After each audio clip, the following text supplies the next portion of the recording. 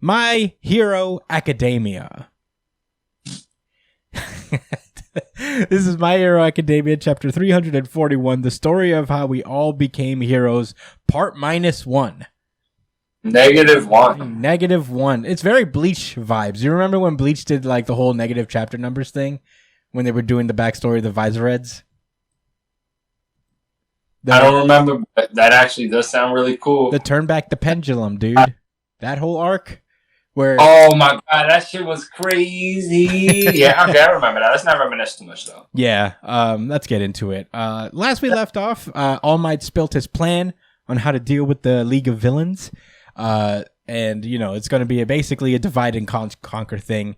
They're going to try to split up everybody from All for One in general, mainly Shigaraki himself. And we actually start off with a bit of a clean story type of thing. It's not anything that we've been seeing for the past few weeks. We open up on the home of Himiko Toga. I think that's how you pronounce the name. Himiko Toga, as she goes over to her place, and her place is all graffitied and looted and just broken. So people fucked it up. And I think some of this might have been done before, like the whole Paranormal Liberation War, but who knows? I mean, I was thinking the same thing. That it's kind of ambiguous. You could argue that it happened either before or after, or some before, some after. I wonder if that was done on purpose. If it was left up to interpretation, I don't think it really matters. Yeah, it doesn't. But either way, we get the point. Yeah, because Toga was already known as like a murderer. So like, yeah, she was notorious. You know.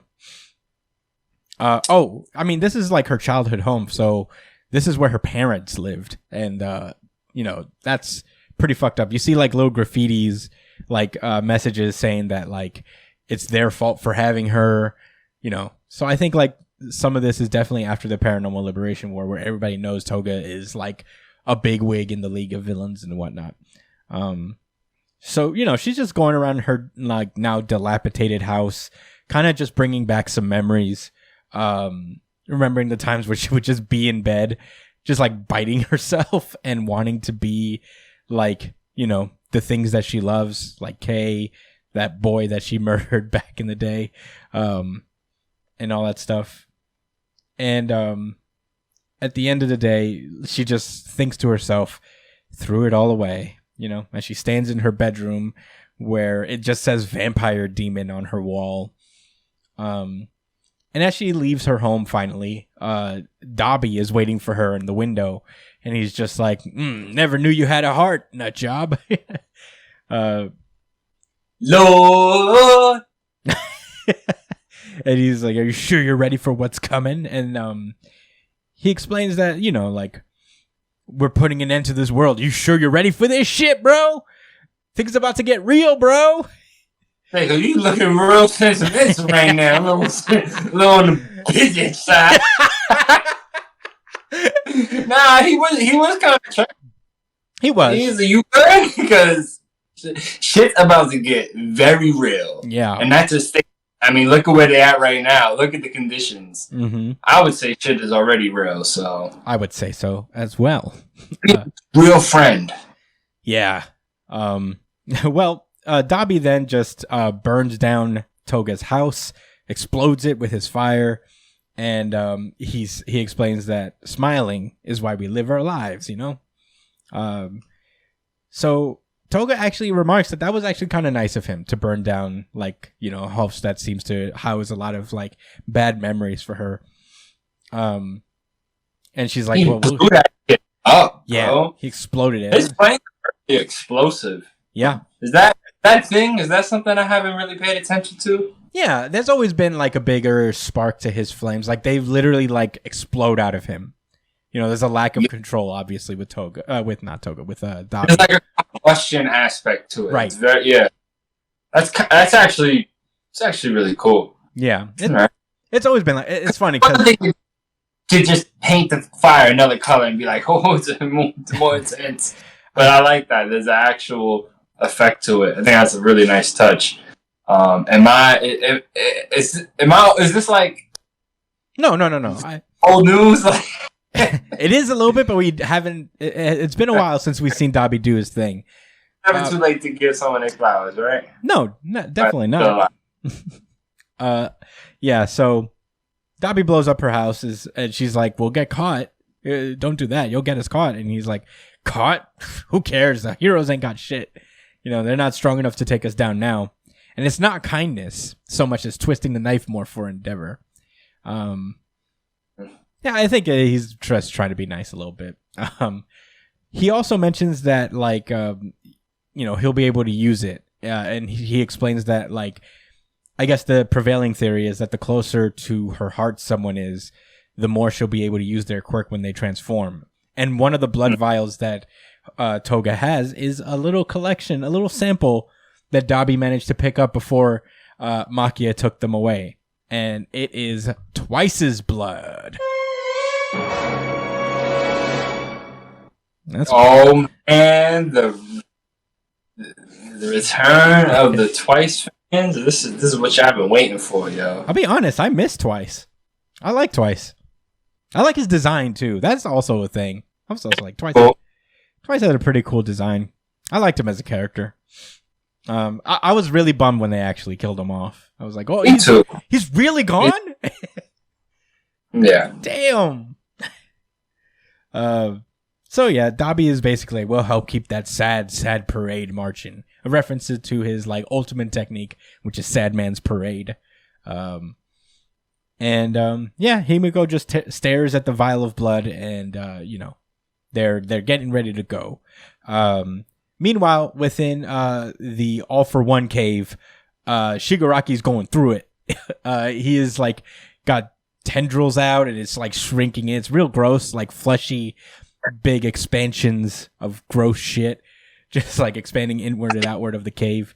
Like that creature from that old ass horror film. Yeah, it's gross. And you don't remember what it is? Come on, get a film study, guy. What? Well, I mean, there's so many movies that are like that where it's like a blob. The Blob. It's all the people. I guess. I don't know. There's so many. Yeah. That's so many scary movie villains. Damn it, man. Hold someone in the comments. I'm begging you. Yeah. Please. Yeah, name all of the scary movie villains that go like just one of them, bro. I'm telling you, it's one classic one. Anyway, I'm sure it's he actually looks like a bunch of loose ginger. Like he does. How we're gonna market. You ever see just like a big like branching ginger root? That's what. That's what I know exactly what you mean. Yeah. Chop it up a little bit, shave that shit down, boil it, get some ginger tea. Anyway, no, you ever seen one of them ginger? Going through it. You ever see one of them ginger roots that look like a baby? Basically, there's like big ass ginger roots that have like little arms. It looks like little arms and legs and shit. Oh yeah, it's like a little infant. Yeah, that's what Shigaraki is. I don't see those too much. Yeah, he's a hot mess. Yeah, he's overgrown ginger right now, and basically Spinner's like can't believe it. He's like, "Are you okay?" And All for One's like, "Don't worry, he's doing great actually. He's recovering so well. He's conquering the quirk doomsday theory." Which I forgot which one specifically this one is. I know there's the singularity. Brian, I don't know if you remember it. That's one of the ones that he used during his fight with All Might.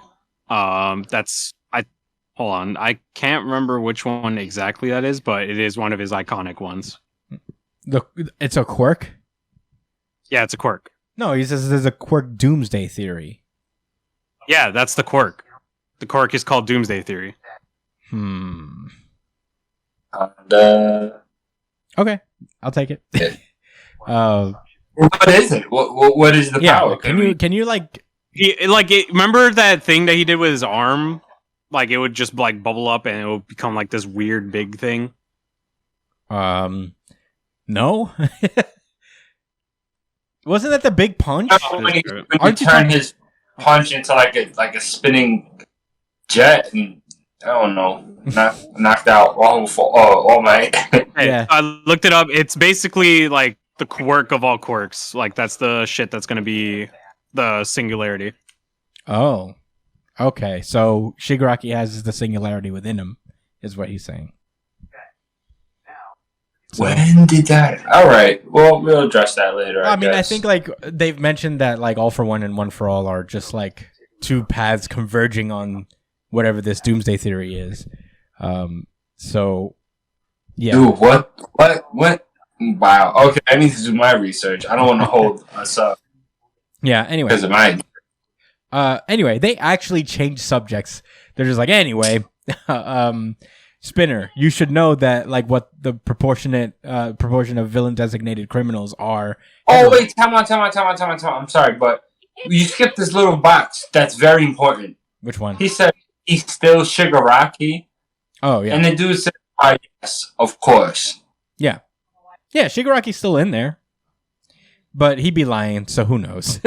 Yo, yeah, that's all right. All right. Thank you. Because actually, I didn't know if he was like being genuine or not. He has to be lying because that was the whole reason Shorty's attack didn't work against him in the first place. No, yeah, I remember too. There's I'm like, sorry.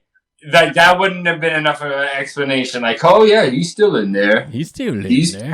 he is technically in there. Like, no. He is. No, but He he's is. lying.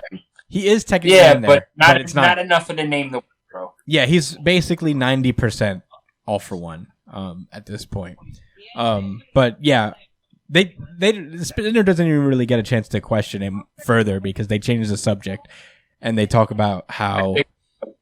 Immediately. Yeah, they basically they explain like, oh, you should know. I'm pretty sure you know what proportion of villains or designated criminals are heteromorphs, which are basically like humanoid-ish, quirk people. You know, like Spinner, who was like kind of a lizard man. Yeah, you know them big ass motherfuckers that look up to you, right? Yeah.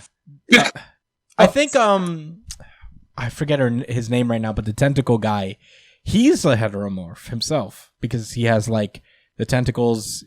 He's different. He's like humanoid, but like it's a physical alteration to his body that comes with his quirk.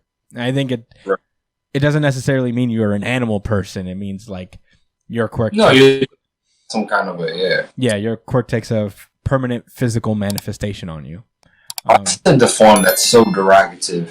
That's what they say. I mean, that's how it's treated, basically. You know that, like heteromorph quirked people are basically like treated lesser than because they look deformed. Is like what the general consensus of society is. Yeah, what they deem beautiful and what's acceptable and unacceptable. We know how that is. Yeah. And they mentioned that like Redestro was kind of like bringing those people in to his cause, being a guy who was like working on just like kind of the freedom of the society and all that, and changing the status quo. Yeah, but exactly. The status quo that allows them to feel pressed and less than. Yeah, and he's in now jail. they just need the deformed messiah to. Yeah, basically. This epic lizard. I don't know. I have no extra words for this guy. Actually, Spinner, so I'm not gonna violate. Yeah, I mean, it's basically that. They basically say, Spinner, you're the new revolutionary kind of face for this movement. Essentially, like people are naturally gravitating towards you because you're a heteromorph within this group of people who are actively changing the status quo and empowering through not so great means people to do whatever they want to take revenge on society in one way or another. And Spinner, to his credit, kind of sees right through it. He's like, he knows this is bullshit, kind of. But you know, he's part of this. He's in too deep now. He's pretty. He's trying to weaponize this movement that's going on. He want me to fucking manipulate these people. And he's like, I mean, I'm gonna do it though. Yeah, I mean, you know, what am I gonna do? I'm sorry for laughing earlier though. I was just looking at this last picture. Oh yeah. Of and like just the bottom of his face looks like corn on the cob. I don't know why I couldn't stop thinking about that. Yeah, the page you're talking about is the final page, which is a 2-page spread of the heteromorph villains all convening on an area. I guess they're all going towards the same place. And one funny thing is that one of the villains here is the Mudman from the very first chapter. That nearly drowned Bakugo. That's a nice little touch. Bakugo is going to blow him up. He's going to OD. He's going to fixate on him immediately. He's going to kill him so fast. Suck my dick. Gra. So that's where the chapter ends, actually. So I'm going to throw it to Joshua. What did you think about this chapter, my friend? This was obviously another setup chapter, so hype is kind of medium. I like when they focus on the villains. I mean, he always Horikoshi likes to make it seem like there's like these two different like protagonist groups. Even though one is clearly labeled villains and does horrible stuff, I think like the characters within it, like Spinner, Shigaraki, Toga, and Mr. Flamey Blast Kid. They all contribute to the story, even though like I get annoyed about certain stuff sometimes. I really do appreciate that we're kind of seeing their state of mind before like this huge fucking conflict goes off, which is important, and it doesn't feel as like outline setup as the rest of the chapters have been. What I mean by outline setup is like everything has felt very rigid and like here's this, then this, then this. You know what I'm saying? And he broke the mold a little bit with his classic style, focusing on the villains. I mean, yeah. What's the blue fire guy's name again? Dabi. Yeah, he's an epic edgelord, right? But I mean, I like the way he cheered up Toga to kind of like get him into gear. It's not like he was manipulating her, right?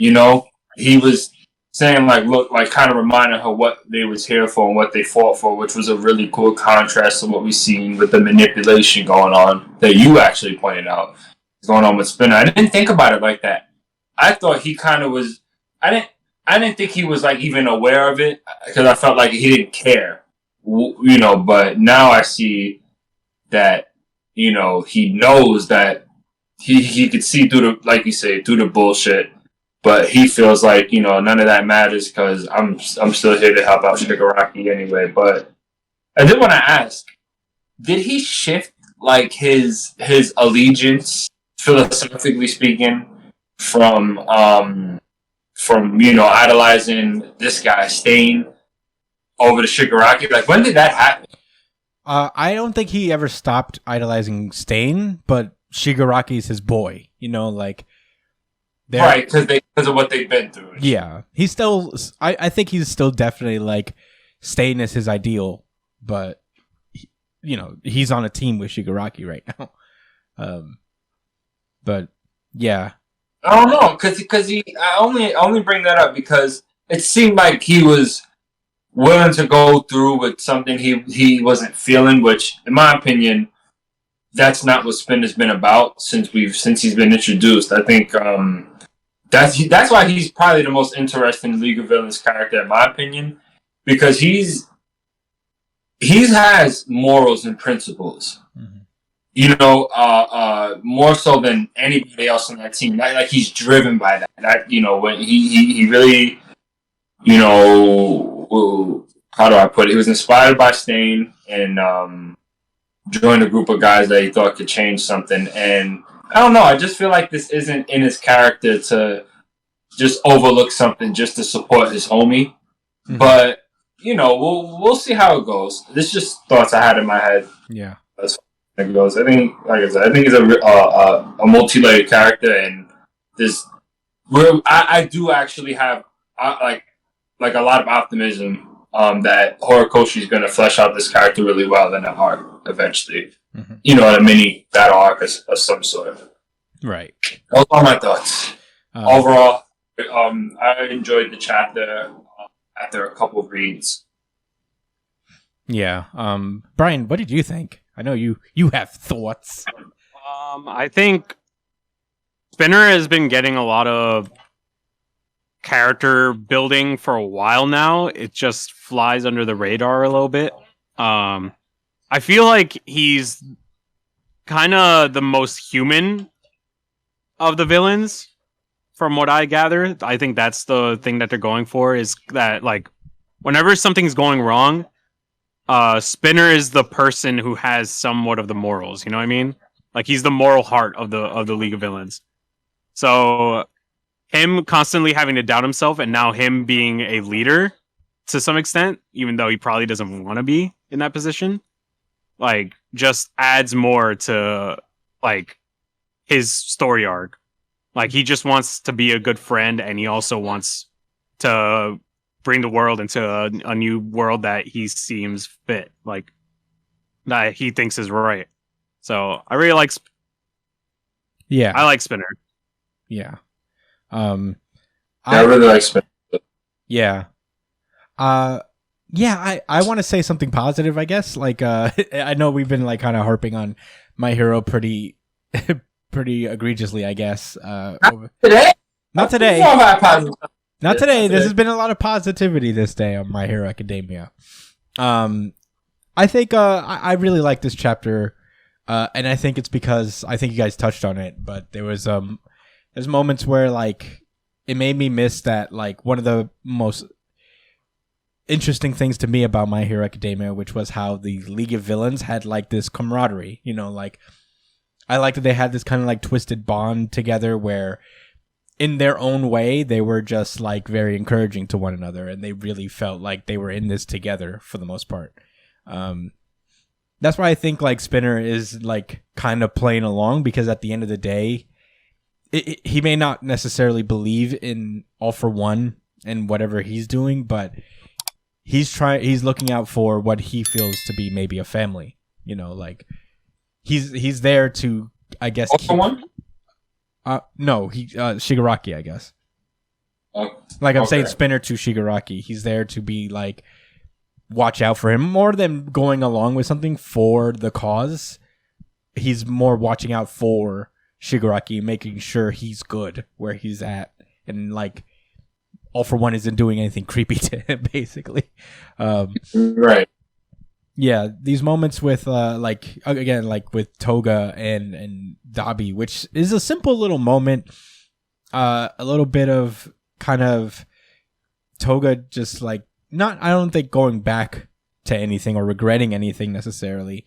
It's just how much shit has changed since when she was just a kid, and all she really wanted was to be close to people, but she could never really do it. But she found her way. Even Dabi being, like, kind of bit of a super duper edgelord, he had, like, a little bit of a sweet moment here where I think he reached out to Toga, because they've all been together since the beginning of the series.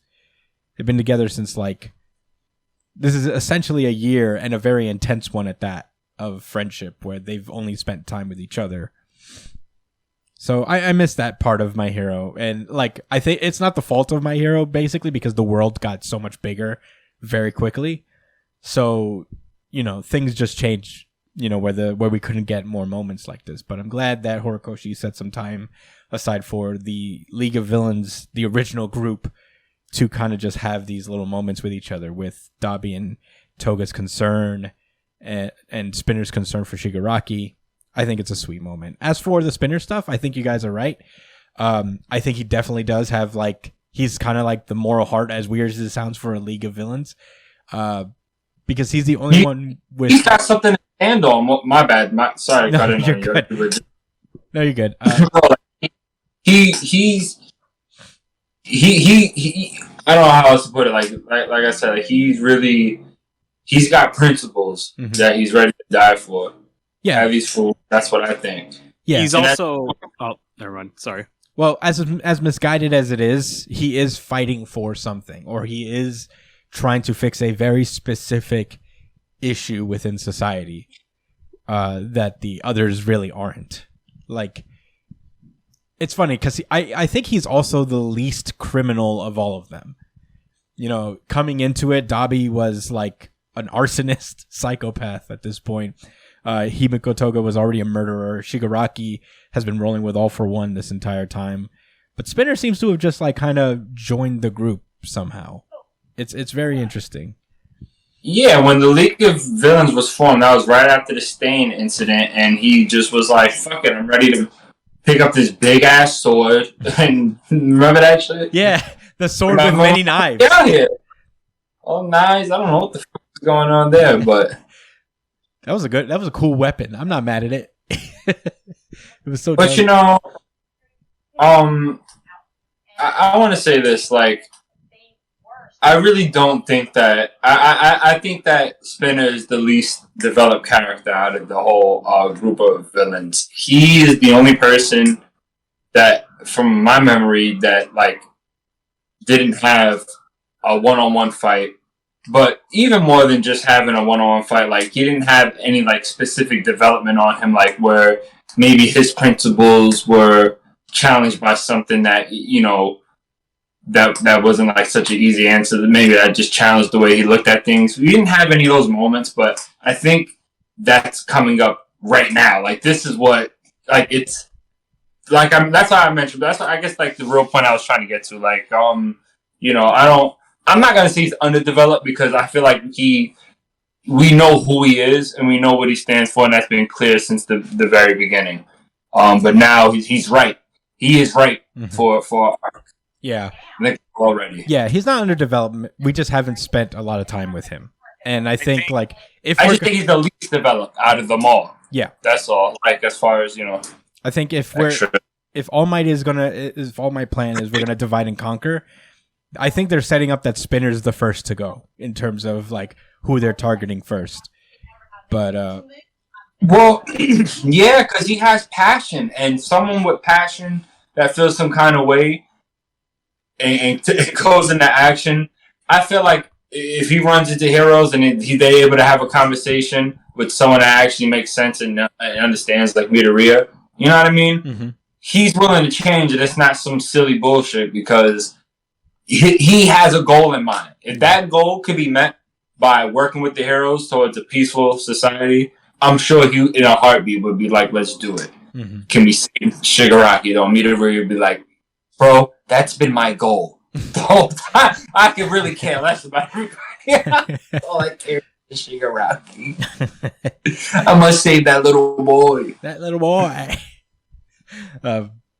But yeah, I mean, that's all I have to say about My Hero Academia. I really enjoyed this chapter. I will say, this was the audience voted RGC for the week. Certified RGC. Certified RGC. Certified RGC.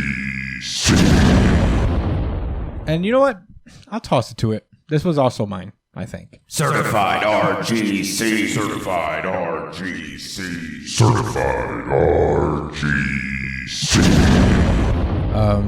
But yeah, I mean, if you guys have any more thoughts of My Hero Academia?